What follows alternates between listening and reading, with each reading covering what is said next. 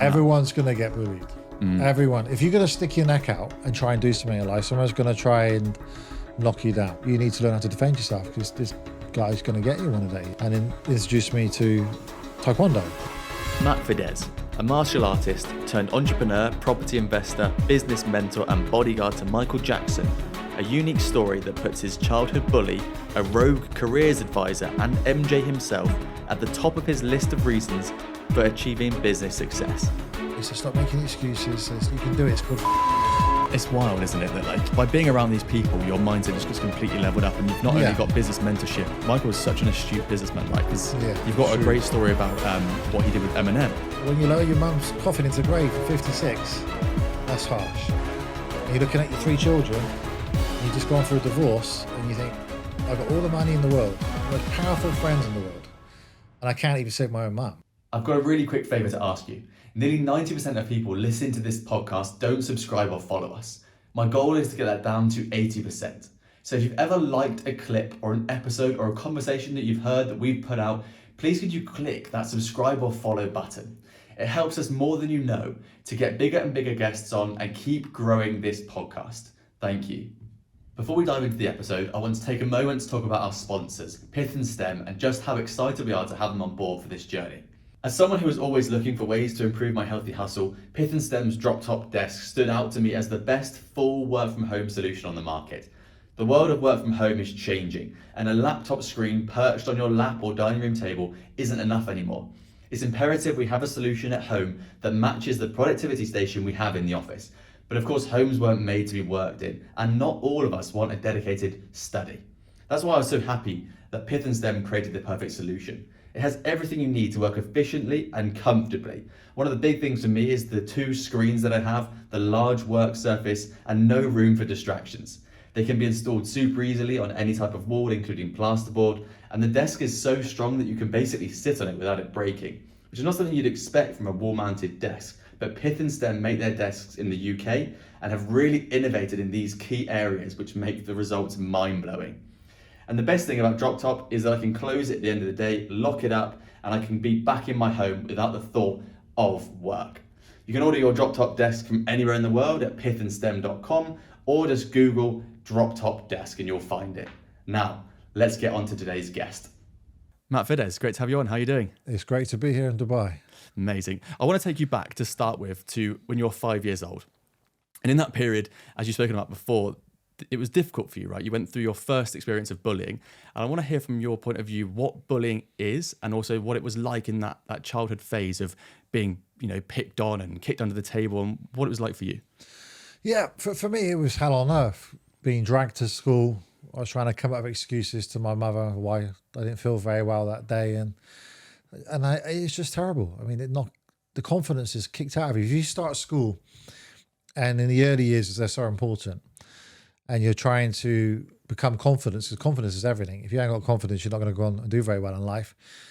When you're underconfident, you attract people who are going to pick on you because you're the little skinny kid who's shy and so forth. And yeah, I just attract a bully at school who just used to do exactly that, kick my shins under the table, steal my milk.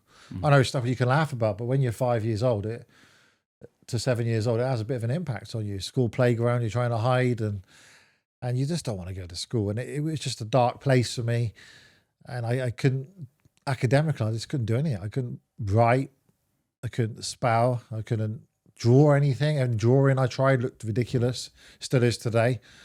Not that it stopped me doing anything. And to me, it's obviously the catalyst to my career, but it was also the most awful time of my life.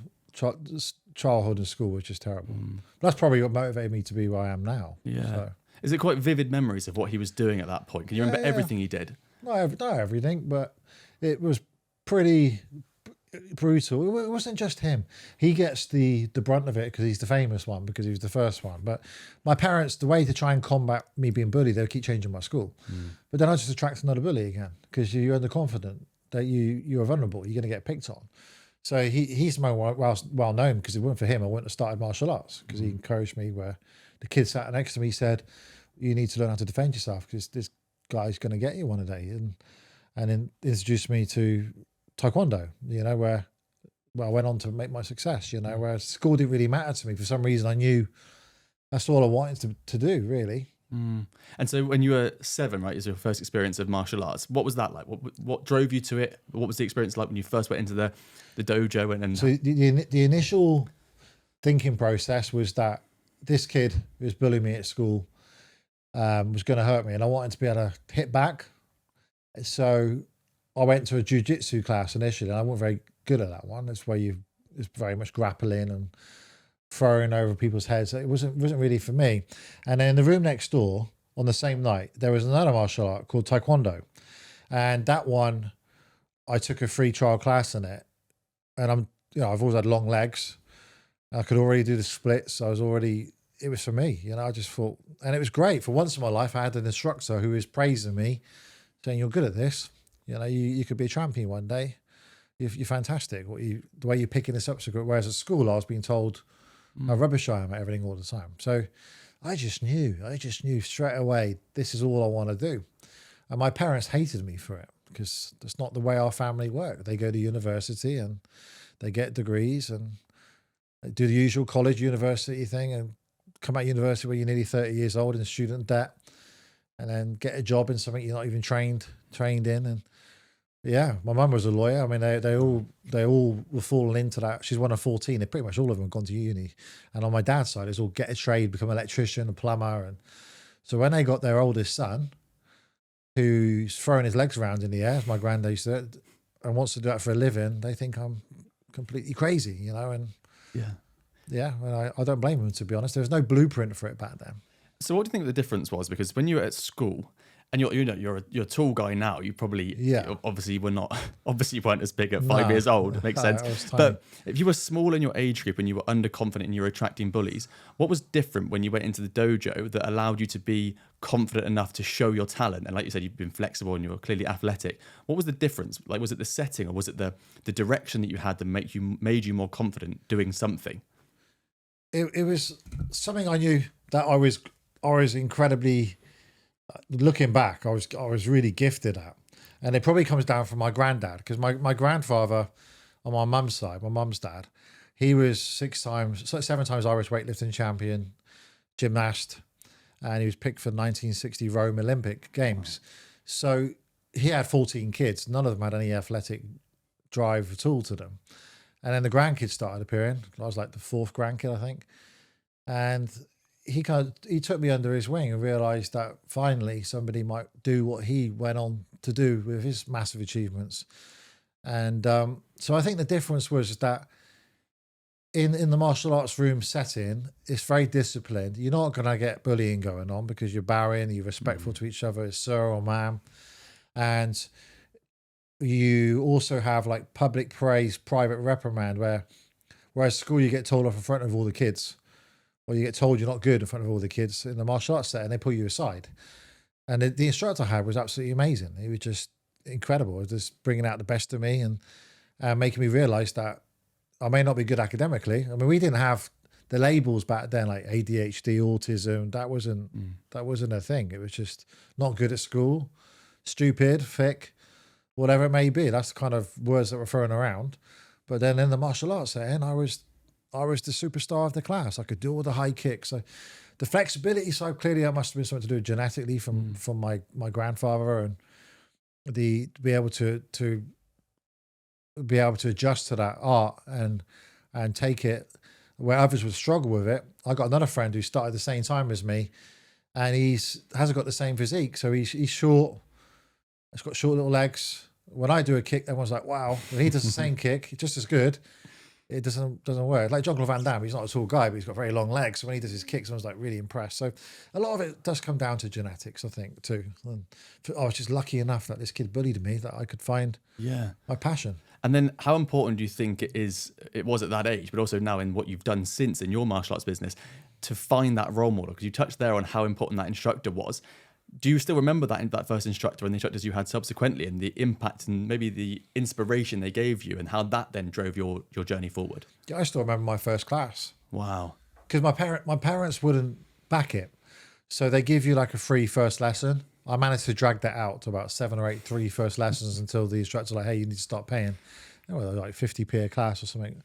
But my parents weren't going to fund it. My dad called it legalized violence. He was not into it at all. But no, I had the same instructor for many years, and then I had his instructor, and they were tough on me. It was pretty brutal, not like it is now. The training was like very disciplined, brutal, a lot of repetition, but you take that and then you apply that determination and the repetition to every area of your life.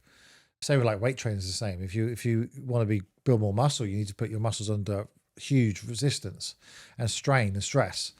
And to be an entrepreneur, you need to be able to handle a lot of stress. That's the key to it. And you got mental strength.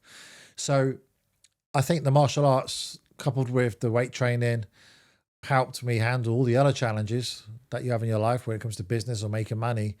It just goes in line. Like if I train in the morning, I have the best business day ever. If I don't train, then it all works together, hand in hand. I totally agree. I think the power of sport and fitness and exercise and health on your mind is unbelievable. I think it's really interesting as well. A lot of entrepreneurs that we work with or know or associate with, a lot of them either had some sort of childhood trauma, something happened in their childhood, or they're involved in martial arts. And I think it's interesting the point you just said there, because discipline is massively important in entrepreneurship if you want to grow and scale, right? So what were the fundamental things that you learned between when you started martial arts and 15, 16, before you started your first martial arts school, when you're going weekly, multiple times a week perhaps, to these classes, and you're obviously learning the skills of martial arts, and you've got your sensei or whatever the instructor is. What are the fundamental underlying things you think you were learning, like discipline, and how did that manifest into... It comes down to the confidence thing. So the difference is that when you study the martial arts, you got your big goal. Goals are important. You got to set goals and go for them. If you just had a goal as a black belt and nothing in between, that's quite a big goal to have. But you take the big goal of black belt and you take it down to little chunks, where you have the little color belts along the way. You go from yellow, orange, green belt, and then they'll have stripes in between that. So you take a big goal and you break it down to small chunks. And I think that whole system teaches you to set goals and how to achieve them. So the whole blueprint of martial arts and why people who tend to do it go on to be successful is that they understand goal setting, they understand it's going to be challenging. You know how to take a big goal and break it down to smaller chunks. Sometimes you're not going to get it right. You're not going to pass every time, but you keep going. And that big goal of being a black belt is there. And every time you get a new grade qualification, your confidence is lifted and lifted and lifted and lifted. So the bullying at school was no longer an issue for me. What I learned is to recognize there's going to be bullies. They're the challenges, but I've got my thing going on. Good luck for them, because I'm working towards my black belt, whereas they can carry on bullying, teasing, do what they want about me and my lack of academic knowledge. Whereas outside of the classroom, none of the kids knew. I was winning championships and I was smashing it in the martial arts world. And obviously back then we didn't have social media or nothing. So it's like my little secret. I used to turn up to class and and eventually the kids were cotton on, because I started weight training when I was 12. And by the time I was like 14, 15, I was incredibly strong. So when we started having PE sessions in the school gym, I could literally just like shoulder press all the rack of weights, and all the kids like, what the hell's Matthew doing? How's he managing to do this? I was so strong, and they started to work it out. But then the bullying is always going to be there. It's always with me now. Now I have haters and trolls and the usual thing. You just got to learn to accept it's part of life. They're your free publicists. They're the people that keep you going and motivated. But yeah, the goal setting and the confidence to be able to do what you want. Once you've achieved black belt or beyond, or certain physique level, that you need to put yourself under stress to be able to overcome challenges, and off you go. Totally. And what you said there about the black belts and being able to work towards the dans and then each black belt, because it's almost the same as in so many aspects of life, we look too far ahead and we look at so far in the future, like I want to achieve that, and you forget to take the small steps and then mark yourself against the small wins you're having. Yeah. Whereas it sounds like martial arts is something where you can say, these are all my small wins to get me to the next belt up, and I can do it again. It's sort of, you're not having to look at the top of the mountain. You can look at each step and actually progress quicker. Yeah. When did you get your first black belt? I did it early. I was 12. Wow. So back then that would have been quick. But I was training like 6 days a week, every class. I'd even go from, England, if people don't know it. So I'd even go to my instructor to get extra classes in. So that I'll go from Swindon to Bristol, which is about half an hour drive with someone else who was attending those classes. So I was training all the time. It's not about the time, it's about what you do. I get asked all the time, I bump into people and they say, oh, if I've been doing martial arts, I've been doing it 20 years now, I'll be a 7th dan black belt, but they're not, because they're quitters, they're losers. You know, they packed up. I can take someone who trains once a week for 20 years or someone who trains every day for 6 months. The person who trains every day for 6 months is going to be the better student at martial arts. So it's not about the time, it's what you do within the time. And we've learned over the years that intensity is what gets you the most results. Not spending 3 hours in the gym, but 30 minutes really going for it. Our understanding of learning and has really improved since back then. But 12 years old, I was black belt and I was super confident in my head. I really like that point as well, because I completely agree that in my career, people have said you're too young to have that experience, but I completely agree with what you're saying, where it's just actually intensity or exposure. Like if you get shown something and someone else hasn't seen it, but they've been in the same industry for 20 years, doesn't mean you've got more experience than them. It means you've got more exposure, and potentially that is the value that someone's looking for. Value is not necessarily linear, right? There's so many different ways you can get value. And like you say, if you do jiu-jitsu for 6 months, you're better than someone that does it for 10 years, but once a year or whatever, once every 2 months. Exactly. Really interesting. I want to touch on when you're coming to the age of 15, 16, right? Yep. And the conversation you had with your careers advisor. Oh yeah. Because you've been doing really well, Mrs. and you've Godfrey. got, is that her name? Yeah. It's like you remind me of like the JD Weatherspoons guy who named the pub chain after his the teacher that told him he'd become nothing. What was that conversation like? Because obviously you've had this success in martial arts, multiple black belts by then. Yeah. You know, doing really, really cool stuff. And I'd love to hear from you what she said and then how that inspired you to do what you did. Yeah. So in our main assembly hall at school, secondary school, we had careers day. And then you had all these different stands. I'll still remember it to this day. And then the careers advisor, I think she was called Julia Godfrey, definitely Mrs. Godfrey. And we queue up, and then you say to her what you want to do, and then she'll send you to the stand or the college course or whatever it may be. Comes to my turn. What do you want to do? Want to be a martial arts instructor. Never going to make any money of that. Don't be so stupid, Matthew. Go over there, and she sent me over to PE, go to college to study, to be a PE teacher or something like that. So she really put me down, don't be ridiculous. You know, you're not working hard at school, you're not doing well at your GCSEs, you've got no qualifications. What the heck do you think you're going to make any money of that? And that just made me just want to do it even more. Yeah. And literally from that day, it was only 3 years later that I came back to that school, parked up outside with my new Ferrari 355 Spider, asked to see Mrs. Godfrey. She came out, so I did it. She apologized, gave me a hug, cried, and then went back in, and she became one of my biggest fans in the end. She completely baffled, confused by how it happened, but she also admired that she got it wrong, and she questioned her whole career, I think, after that. I think that's such a good story, because it's why I asked you as a first question, like, what does bullying mean to you? Because she wasn't meaning to bully you, but bullying actually, to me, and you probably got your own sort of definition, is the impact that we have on people, whether we know it or we don't know it. Yeah. So a 5-year-old kid doesn't know that they're bullying another kid, but it's a massive impact on you and your life. And that lady, she probably didn't know the impact she was going to have on you, but she had an incredible impact on you. And only when you came back showing your success, she realized how much it actually hurt you. So, I mean, do you agree with that for a start? Like, what's your sort of definition of bullying in the work you're doing Everyone's going to get bullied. Everyone. If you're going to stick your neck out and try and do something in life, someone's going to try and knock you down. When someone sees you building a tower that's higher than theirs, they want you to be equal to or lesser than them. Your family, your friends, they're the worst for it. You just got to take it on the chin. It's just part of life. People have cried, I've been bullied at school and stuff. Well, that's just the way it is. We all get picked on. We all get teased. We all get gossiped about. It's like my staff. I say to them, look, I know you all talk bad of me because everyone complains about their boss. It's human nature. Everyone wants to moan about something. You get home to your partners, you're going to moan about your boss. What have you been doing today? Oh, Matt's done nothing. He's been driving around with his Lamborghini all day. I mean, I'm not saying they do that, but I say to them, it's okay to moan about me because it's the way it is. I'll probably moan about you guys sometimes too. And it's just the way it is. Bullying is not right in the physical sense, but most of it's mental. But I think we've been brought up to be a bit soft than what we should be. We should understand that kids are going to tease you. They are going to make fun of you. And especially online now as well. It's going to be a thing, and that's part of the way you're gonna. You can't just go to a teacher, because when you're bullied at school, you go to the teacher and you complain, or your parents. It's like a vicious cycle. This is what happened to me. The teacher will tell the parents that their kid's bullying another kid, smack them around the face, whatever used to happen back then, 40 years ago, and then come back and then you get hit even harder by the bully. It'd be like a cycle. Mm-hmm. So rather than that, I think kids should be educated that life is hard. Not everyone's going to like you. Man up and put up with it. And obviously, if it's physical, they need somewhere to go to. But I think everyone should be taught martial arts in schools. Everyone should be able to defend themselves.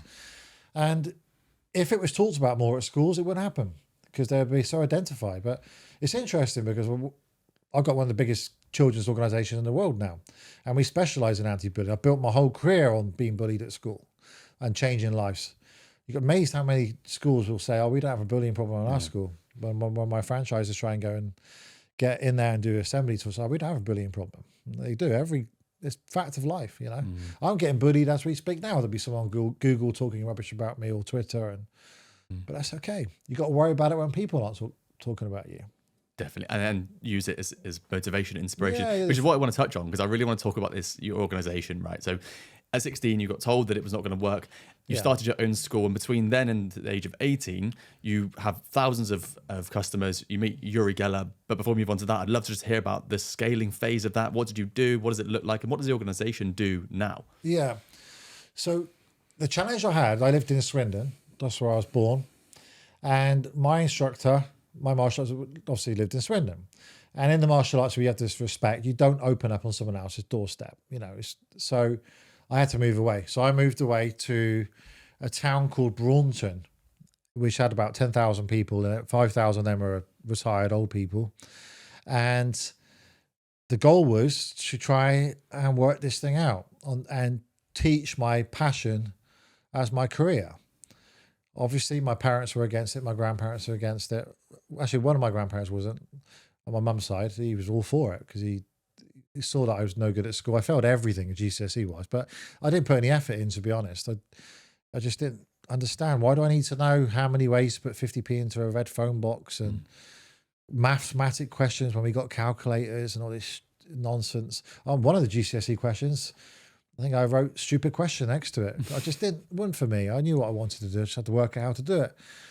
So I moved away to North Devon and moved into a bedsit, £30 a week, with a girlfriend.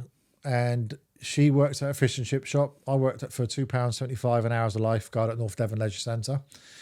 And it was painful, man. It was like the bed turning into a sofa and then back again. It was the tiniest box ever. And I saw her recently, actually, and we laughed about it. And she came to one of my business mentoring events and sat in the audience, and interesting, want to hear it from her point of view, how it's all progressed, you know, and she remembers those times better than I can. And it was very painful. Family sending me food, hampers for Christmas because we had no money. We got evicted for 3 bedsits in a row until we could afford a rented house. It was tough going. But call it law of attraction, fate, or whatever it may be.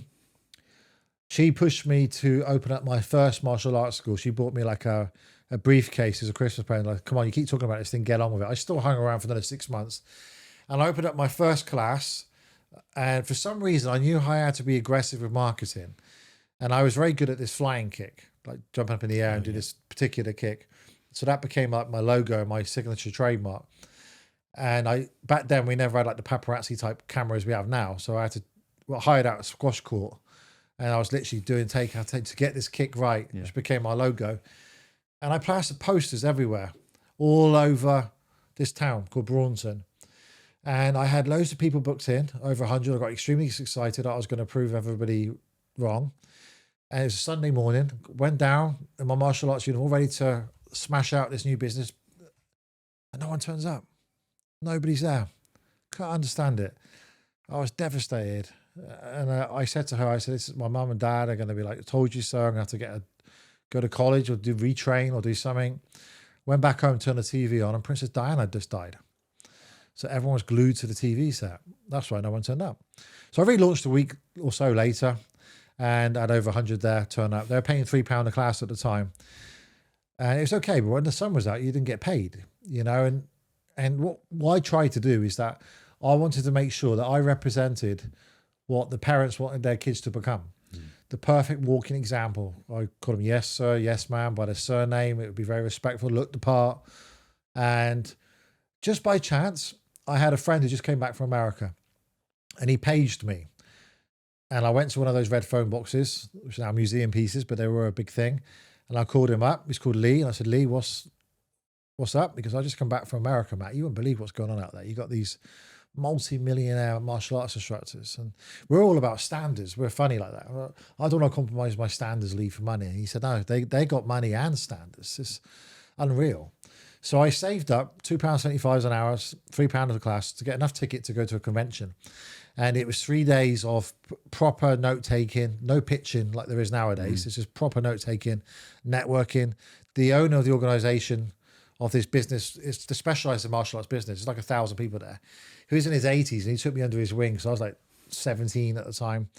And he was so impressed. I used my last money to get out there. And he said, we're going to make you rich. We might as well make you famous too. And he introduced me to all the biggest martial arts business owners in America. And I followed them around, got up at 4 a.m, took notes all day, watched their classes, went to their staff meetings. He said, take it back to England. Some of it might work. Some of it, I don't know. He says, it's a little tiny place compared to America, isn't it? The UK, they don't even give it any thought. So I took it back to England. First thing I did is put everyone onto standing orders, which is direct debits, electronic transfers, wherever you're watching this from. And that was a no, people shouldn't be doing that. So I was the first person to do that. And that secured my income because you took 100 people and suddenly they're paying $49, $59 a month. Yeah. So you got $5 or $6 grand a month coming in. Bear in mind, my overheads were £15 a night for the hall hire, twice a week, £30 a week. So I was making good money. I was making £4,000 or £5,000 a month, plus gradings, joining fees, merchandise. This is the late 90s. This was like 97, yeah. So I was doing well. I was like, screw you, parents. I've done it, And they did take a bit of notice, but they just thought, it's fluke, he's a bit of luck. I did think that too, it's a bit of luck. The next thing I wanted was, can I do it again? And this was a tiny town with 10,000 people, and my audience only was 5,000 because it's a place where you go to retire. Sure. Beautiful place, Braunton is. So you have Barnstable, which is the main town, 30,000 people. So this was the next thing. Can I do it again? And I wanted to copy the American way, which is not the way to do it, but I wanted the big building and the big full-time studio and so on. So you imagine this little 17-year-old me walking around Barnstable, going into estate agents and saying, look, I would like to rent your space. And they laugh me out when they realize how young I am and what I wanted to do. When I mentioned martial arts, they just thought karate. That was silly. You can't make any money out of that. And then there's one particular building, and I still got it to this day. And it was perfect for it. Literally, and it had potential. If I could pull this thing off, I could expand to a second floor. It just meant knocking down these office partitions, and I had a basically martial arts studio. The issue I went to the landlord there. It was an estate agent underneath it, and he was called Richard Smith. I sat down with him, told him what I want to do. He listened to me, and he's like, Matt, you're 17. You're not even old enough to sign the lease, and you can't make any money out of doing that. I can't rent this building out to you on the lease, knowing that you can't afford the rent, but I admire your ambition. I went out. I was quite sad. My mum was a property lawyer, basically, solicitor. So she knew all the estate agents. So she called him up and said, listen, Richard, I think my son's on to something here. This is what he's doing in Braunton.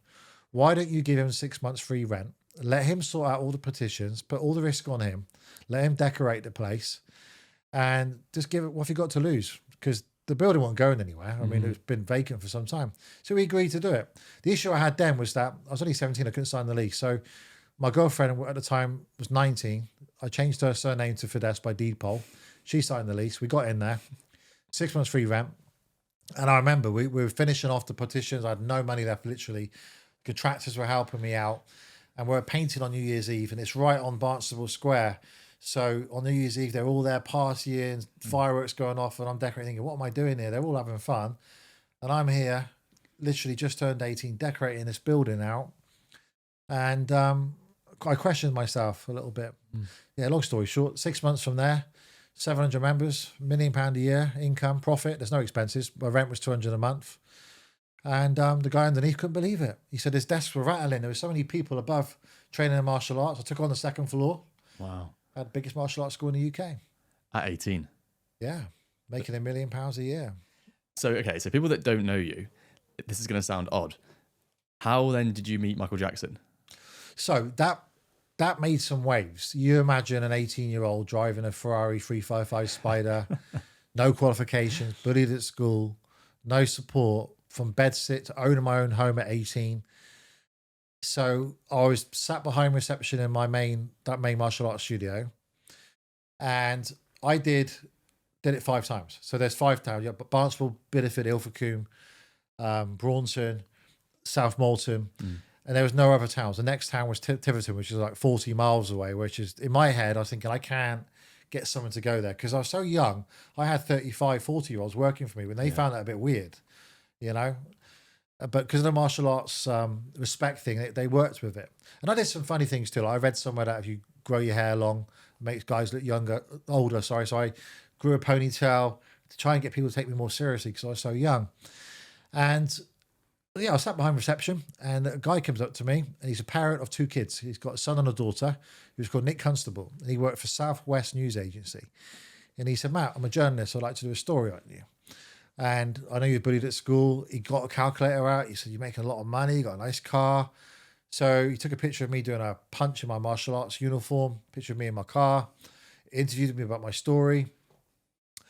That was it. I thought it was the local newspaper. I said, is it going to be in the local newspaper? He said, yeah, I hope so. He went away. Nothing happened for 2 or 3 days. It was front page of every single national paper in the UK. And this was back when mainstream media was like massive.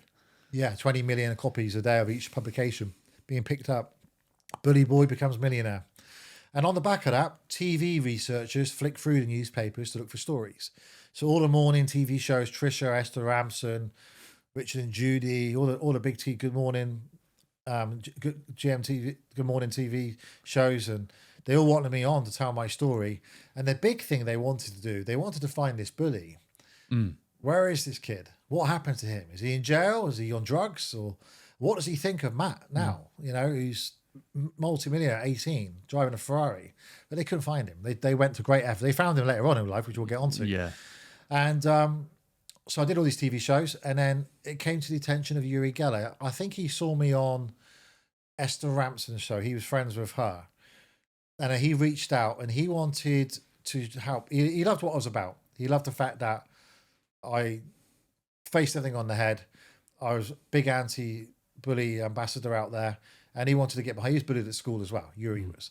So he wanted to meet me, and I went to his mansion. It was incredibly inspiring, multi-millionaire, replica of the White House. Wow. Next to George Clooney's home in Sonnet-on-Thames near Reading. I had half an hour meeting with him. He's world famous, and we got on really well. And the idea was that I was going to do a video series with him where he would do positive mind power thinking, and I would teach kids self-defense moves, and we're going to distribute it to all the schools free of charge. And we didn't actually make that video in the end. We did like a fitness type one instead. But we became very close friends. And then his best friend, of course, was Michael Jackson. So he obviously trusted me enough, and he introduced me to his best mate, who was best man at his wedding and so on. And me and Michael became best friends. So that's how it all came about. All from that one media story interview to massive coverage and one pair of eyes. I mean, that's what I teach now. You know, money goes where attention flows. You need to get as much eyeballs on you as you possibly can. And there you go. You became pretty good friends with Michael early on, right? Before you worked with him, you became good friends with him. So what was that first meeting like? Well, it was 3 o'clock. So 3 o'clock in the morning, the phone calls. The phone rang at my home. And that's not uncommon for Yuri to do because he's famous all around the world. He's stayed up for TV shows for America and stuff like that. And he said to me, you got to come to my house now. If you don't, you'll regret it for the rest of your life. And I went up there. He wouldn't tell me why. He wouldn't tell me anything. At 3 a.m, you had to go from North Devon to Reading. Wow. Yeah. And not tell my other half where I was going. That went down like the Titanic, I can tell you. Huge row. But I got in my car. He said, I love you, Matt. I never put you wrong. I'll see you at the house soon. Put the phone down me. So I got in the car, drove to his house. Took about 3.5 hours. I let your gates open like this incredible place, and nothing really there, like a telltale sign on nothing. Walk into his living room, and then this frail guy comes up to me, bows to me, and goes, "Hi, Master Fiddes. My name is Michael Jackson. Pleased to meet you." "I know you are. But what the hell are you doing here?" And at the time, I just thought this is a prank show or something, because there's a lot of these prank shows back then, and I was very high profile at the time, having all this coverage I had. So I thought maybe I'm on a trick show or something. Yeah. It became very clear that these two are best buddies, and and we just stayed up all night talking and became best friends. And he flew me out to see him in New York, and then it became obvious to me later on down in our friendship that he was struggling financially. So I took over his bodyguard and security operations free of charge for him. Never charged him a penny, and advised him. So for the first 4 or 5 years, I was pretty much out there with him, all the public events. And then I started having kids, became more busy with my business. I was there as a friend right into the end. He was like one of my best mates. Wow, that's amazing. So you kept the business running, the martial arts business, and growing whilst working with Michael. So what were some of the memorable things you can think about when you worked with Michael? What was he like, and what were the sort of experiences you had with him? He's the nicest guy in the world. I mean, that's the trouble. The bigger the star, the nicer the person. That's what I normally find. And you're getting a bigger star than Michael Jackson. And he very loving, very caring. He was took me under his wing and was very protective. And I think it works so well because there's no money exchange. There was no transactional relationship. So if he's in the UK and he needed me, he called me ahead of time before he got on the plane in the States. If he needed me in America, I'll go. Wherever it may be, Paris or whatever, I'll go and be by his side. And if I could make it, I'd send a family member or one of my team. But yeah, we have many memorable times. Him giving his speech at the Oxford Union was awesome. He really wanted to do that because Mother Teresa's done it and Nelson Mandela, and it was an honour for him to speak at the Oxford Union and address them. That was awesome. Being there, he was so nervous beforehand. I remember Yuri saying to me, go and speak to Michael. I'm worried he's going to back out. He's so nervous. And I go, how am I supposed to convince Michael Jackson it's okay for him to go and speak in front of 300 people when he's used to performing 80,000 people? I went out to Michael and said, Michael, you'll be okay. You think so, Matt? I said, yeah, you'll be fine. Don't worry about it. And he went out there. He smashed the speech and he did great. But yeah, he was very shy and nervous and confident when he's on stage, but not in real life. And yeah, he was a great friend. He was tough on me. He was very hard on me. There was no alcohol. There was no clubbing. Any of that goes on, Matt, you're out of my inner circle. There was no, because he grew up with being in the nightclubs with the Jackson 5, trying to break it. He saw what went on. And I did have my first alcoholic drink until I was 27. And he was pretty tough on me, which is ironic because he died of a prescription drug overdose. But yeah, he kept me accountable with my career. How you doing? And more schools are open, and got me over this mind block that I can go on and expand this business more than 5 locations. I think there's so many interesting parts to this part of your story because there's so many questions that I could ask about, like what's Michael like, or what was it like going to Neverland, or these things that I know the answer to. But I think really interestingly for me is, what did he teach you, or how did he unlock the mindset for you? Because I know in our business and in our journey, growing, what we've realized quite quickly is that the biggest problem in the world for me at one time is someone else's minuscule problem. And I've heard you talk before about a very similar situation where the biggest problem you had to Michael was almost laughable because he's like so small. Yeah. So I'd love to know how that mindset changed because of him. Yeah, my biggest problem was I can't expand my business. So how it happened, I was in his hotel suite and we were bored because we couldn't go out because he's too famous, and it was always chaos. It was like working for him, stepping outside the door. So I sat in his living room and he said, how's business? And I said, it's going good. Got my 5 schools. He said, why aren't you expanding it? I said, I can't, Michael. And I gave him the story. The next town is Tiverton. It's 40 miles away. I can't get someone to work for me. He just stared at me like I was an idiot. And I said, of course you can. He said, look what I've done. I'm a poor boy in Gary, Indiana. One of 9 children. And dad had no money. Worked in a steel mill, no shoes, handouts. I've got an album all around the world. I've got the biggest album in the world, Thriller. You must have heard of it, Matt. He's being sarcastic to me. I can sell out stadiums in every country. Why can't you get someone to travel to Tiverton? And I said, because I'm too young. He said, stop making excuses. He says, you can do it. It's called franchising. And I said to him immediately, I shot back at Mike and I said, no one's ever done that before. And he said, that's exactly why you got to do it. But no one's ever franchised martial arts before. So he got a napkin out at the Renaissance Hotel in Higher Holborn in London. And he wrote down everything I needed to do, which is become good at marketing, sales, put everything in manuals, build a brand, manipulate mainstream media, and set goals and keep opening up schools, set really big goals. Like he was big on that. Like in his mirror, he wrote, "I want to have the biggest selling album of all time, sell over 100 million records." It's still there in his bedroom to this day, Michael Jackson's room, and he was huge on that. And then after that conversation, things were never the same, because whenever he would call me, he'd always throw in, "How you get on? Have you opened up more locations like I told you to?" And I would be doing it. And he introduced me to his franchise license lawyer, because he had the biggest branding deal of all time, Pepsi Cola. It's one of the first entertainers to, I think it was like 70, 80 million. Tony Robbins talks about it in his audio programs and stuff. It's huge. So he understood licensing and franchising very well, lending your name out and building this mega brand. So yeah, the phone calls used to come in and people laugh at it, because I used to, like my wife used to say, Michael's on the phone. Tell him I'm busy, tell him I'll call him back. So I know he would ask me, how many students you got now? How many schools you open up now? And he wasn't expecting 1 or 2 new schools a month. He was on about 20, 30. So he made me work hard. I did 400 franchises in a year. I mean, it was full on. And on the other side of it, I had Uri Geller, who was really into property and real estate. So he was like, stop wasting money on Ferraris, keep buying houses, not building any more land.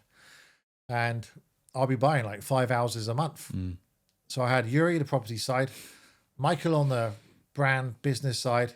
I hated them both for it. I love them both for it now. I mean, it was insane what happened. And yeah, and when you're accountable to someone like that, it was interesting, because I'd always throw the question back to him, "How are you doing, Michael?" He said, "Oh, great, I just signed an $80 million deal to tour Korea." And you come off the phone thinking like, I need to up my game. I want to be where Michael is, Uri is. And it wasn't just them. It was like, now the word mastermind is used massively, isn't it? We didn't have that back then. It was like our network, our friendship circle. So when we got dinners, it would be Britney Spears and Mohammed Al-Fayed and Daryl Hannah and David Blaine and Michael Jackson, all on a dinner table. And I was part of that. But unbeknown to me, I was part of probably the most elite mastermind group on this planet for years. I still am now. Yeah. And it's that kind of education where you're learning from Mohammed Al-Fayed, the owner of Harrods and the Ritz Hotel in Paris, about property and real estate on a Saturday night. And he's saying to you, you're here, you're in your early 20s, you're going places because you're doing the opposite to what the masses are doing. They're all out clubbing, getting drunk right now, where you're sat here with us. And they're talking about all these big ideas and dreams and how they can make the next billion. And that obviously rubbed off on me. And it's only now when I look back at it. At the time, I didn't realize, because it was just normal life to me. I just, as far as I could see it, I just had a lot of money and very famous friends. When I got married for the first time, trying to draw up my wedding list, there was only like 2 or 3 people who didn't need security detail. Yeah. And my best man couldn't be my best man, because he would have outshone the bride, which would have been Michael and Uri Geller, So I just picked someone randomly in the end, just to get out of the way. It's wild, isn't it? That like by being around these people, your mindset just gets completely leveled up, and you've not only got business mentorship and in Uri and Michael, but you've also got accountability in them. How amazing that is. He's asking, "Are you growing every month?"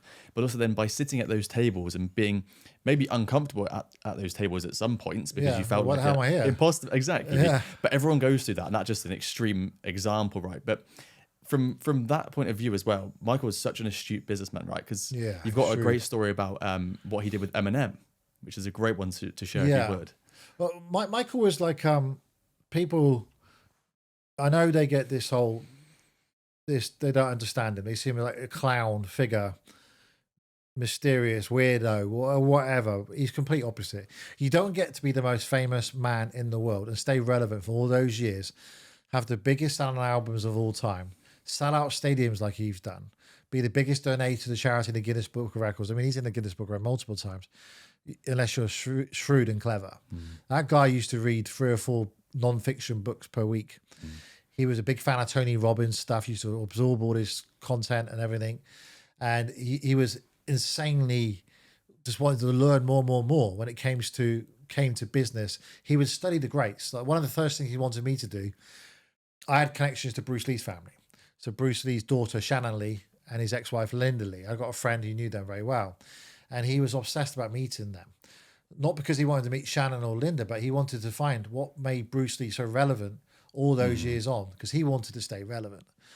So he would be really pushy on that side. He used to say to me, study the greats and make yourself better. So Michael would study Charlie Chaplin, Fred Astaire, James Brown, all these people, take all the best bits and put it into his dance, performing, and so forth. So it was as simple as that. Study the best out there. I mean, Tony Robbins calls this modeling, doesn't he? Mm-hmm. Where you model someone. And it's the same thing. Like my clients, I want them to copy me, learn from me. Don't make the mistakes I've made, because what I've done in 27 years, you could probably do in 5 now, because you can cut out all the mistakes I've made and the thinking I got wrong and some of the challenges I've had. But yeah, he was true. The Eminem thing, that's just one example. I mean, it started off with the Beatles catalogue, where he was with Paul McCartney doing a music video called Say, Say, Say. And Michael said, I'm making all this money. What investment do you think I should do? And Paul McCartney said to him very famously, you should invest in music catalogue, because you get paid royalties, passive income forever. And Michael said, I'm going to buy all your songs. And Paul thought he was laughing, but it turned out to be true. When Beatles catalogue came for sale, Michael bought it. And every time the Beatles music's played, that Michael was earning money and he could control the use of it. Paul McCartney couldn't just go and sing his songs. He had to ask Michael Jackson for permission. So later on down the line, in my era, there was this horrid music video that Eminem made called Just Lose It, where it's kind of mocking Michael after the 2004 allegations. And some lookalike on a bed dancing and throwing his nose across the room and trying to insinuate nasty things about Michael. And he just kind of like stared at it, he didn't really react. And I said, "You're going to sue Eminem?" He said, "No." So I'm disappointed, Matt, because I had a lot of respect for Eminem as an artist, but it's okay, whatever, you know. And then a couple of months later, our mutual friend, who's his best friend, Mark Lester, who played the original Oliver Twist, he called me up and he said, "Yeah, you wouldn't believe it. Apparently Michael's bought all of Eminem's songs." That's strange. Why the hell would he do that? So I don't know. Why would he support him? Because we just thought it was like he was supporting him. So I was with Michael a couple of weeks later and I said to him in the back of a car, I said, "Michael, have you bought Eminem songs?" He said, yeah. "Why'd you do that?" I said, "Well, I watched that video again. You know, it wasn't good, was it?" I said, "No." So I thought, what's the best way I can do? I don't want to fight with lawyers. So I just bought all his songs. So every time he wants to play one of his songs now, I get paid and he has to ask me permission. Yeah, I was like, wow. He just understood investments and he understood the way to do business, didn't he? Which is obviously rubbed off on you, because you've done all the franchising, which is incredible, and you've got the mastermind that you do now, and also the property side, which is incredible in the southwest of the UK. What do you think motivates you to keep going now to do what you've done? Because we've touched on multiple bullies, we've touched on the careers advisor, also being around these people in the early days. What is that motivating factor that you think you can see consistently through your career that's made you go, I want to keep doing this? I've got 6 children and I love them to bits. They're my world. They're my wife. I am a firm believer that it's our duty as parents to leave generational wealth for our kids. We've been through a tough time in 2020. I won't say it too much on English in case you get a shadow ban or something, but we had to stay at home. I think there's going to be future situations like that. A lot of people made billions out of that situation. And it's our duty as parents. For me, what keeps me going, I want to leave enough generational wealth for my children, my grandchildren and great-grandchildren, and make sure they're taken care of. Because the money thing is very simple. People overcomplicate it. You basically got to find something you're passionate about, a niche, something that you love to do. Because if you don't love to do it, you won't do it. Put the hours in and go through all the challenges. Then you turn your passion into your profession. Earn 6-7 figures profit per year, not turnover, because there's so many business mentals that talk about turnover. It doesn't mean anything. Turnover is vanity, profit, sanity.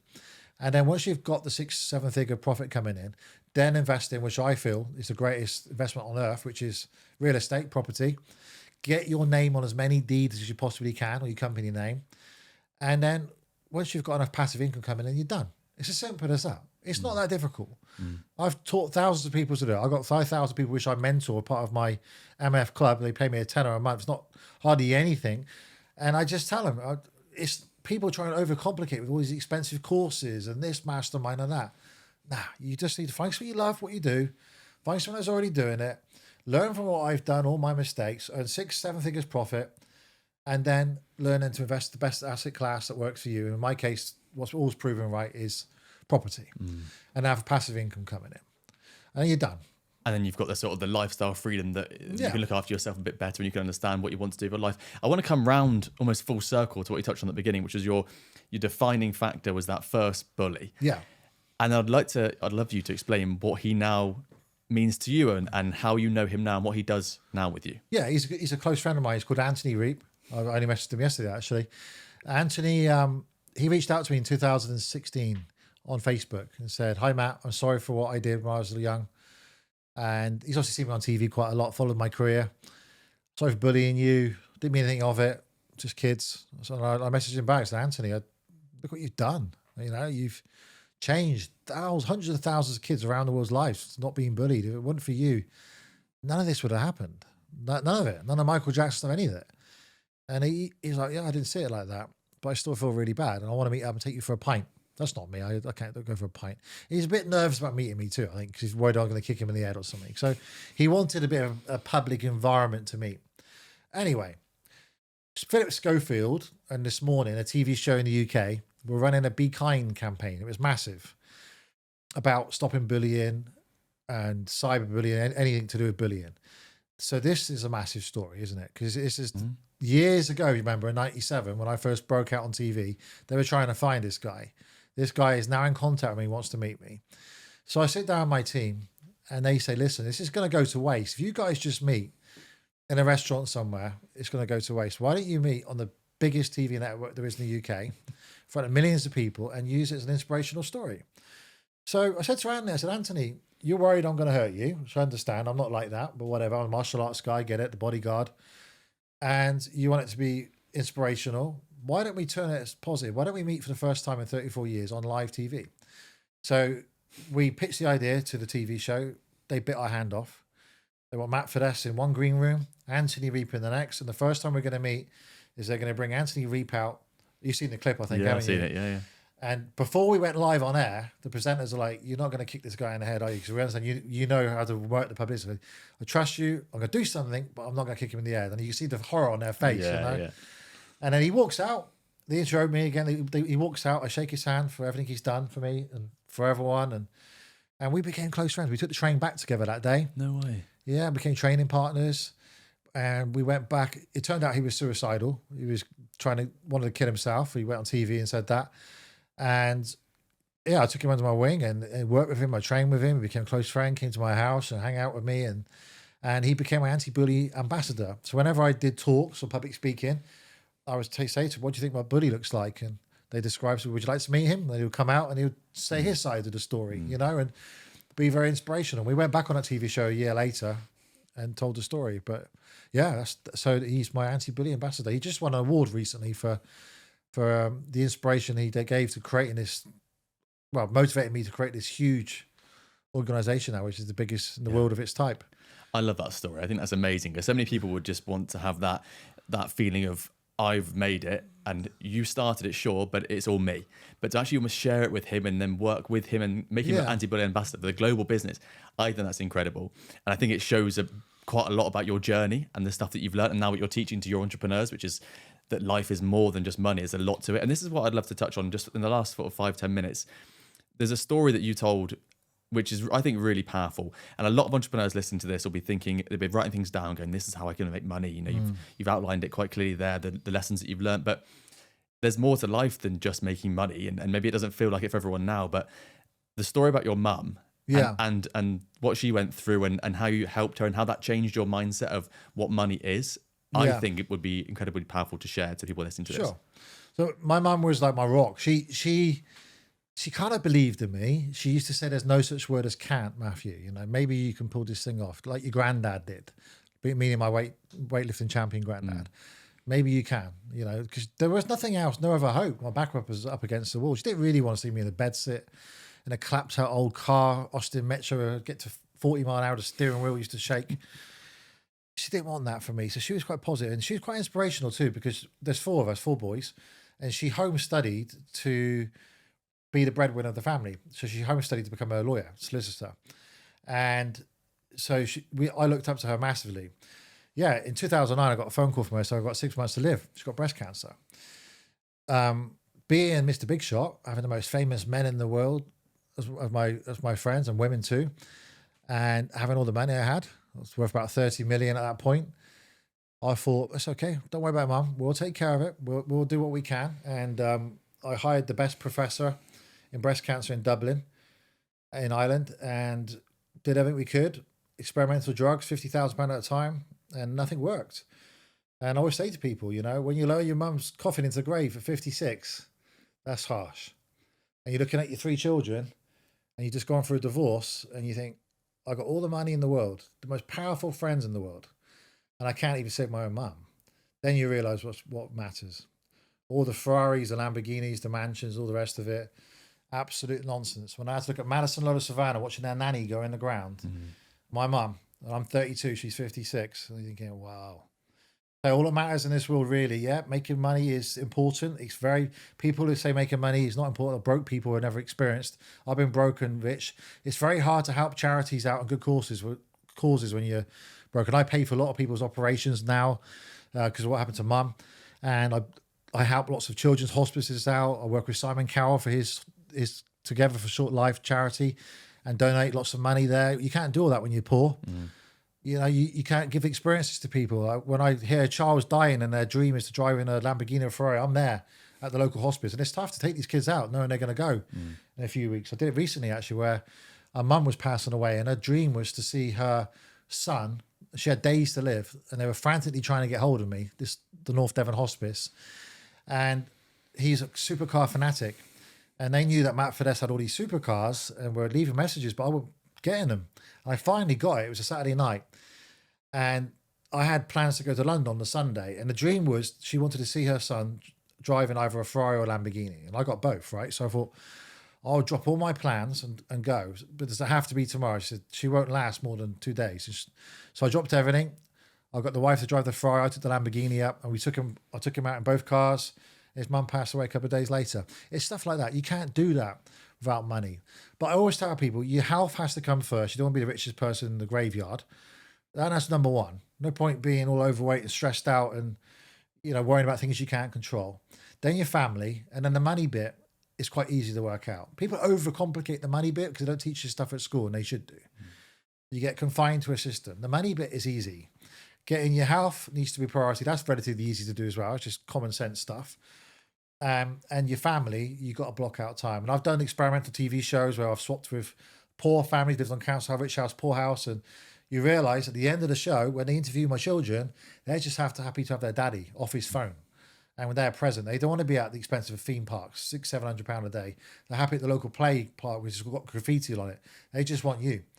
And it was a big wake-up call for me. So the day my mum died, after that funeral and everything else, was like big wake-up call for me. Insanely. And interestingly enough, because I took my foot off the focus on these material things, I went from a 30 million net worth to 120 million net worth over the course of the next 12 years, which is, and we went through some tough times in the world too, because I knew what's important. Put your family first. That's what it's all about for me. My children and my wife, because all the others don't know what's around the corner. Yeah, absolutely. And you can't teach people this stuff. I wish people would listen to me more often. A lot of these entrepreneurs, they get on stage and talk about the Lambos, the jets. They don't talk about what they go through. They go through a lot of stuff behind the scenes. I won't call them out, but they do. And they need to talk about it. Because whenever I talk about my tough times, and I've been on antidepressants and sleeping pills and had suicidal attempts and stuff, people in the audience sit forward because they can relate to you and think, he's normal. That guy's normal. He may be mega rich and has had a weird life, but he's normal. I can relate to him. And that's the key. You need to talk about your downsides as well as your upside, because it's not all roses out there. Along the way to getting rich and successful, you're going to come across some hardships. You're going to get screwed over. Family are going to hate on you. It's going to be an interesting journey. I think absolutely sharing your story and showing a bit of vulnerability and being authentic is so much more powerful than just trying to show the aspirational life that not everyone actually wants and they can't all relate to. No, exactly. Matt, it's been incredible talking to you. Thank you so much for sharing everything, and thank you for being on. You're welcome. Thanks.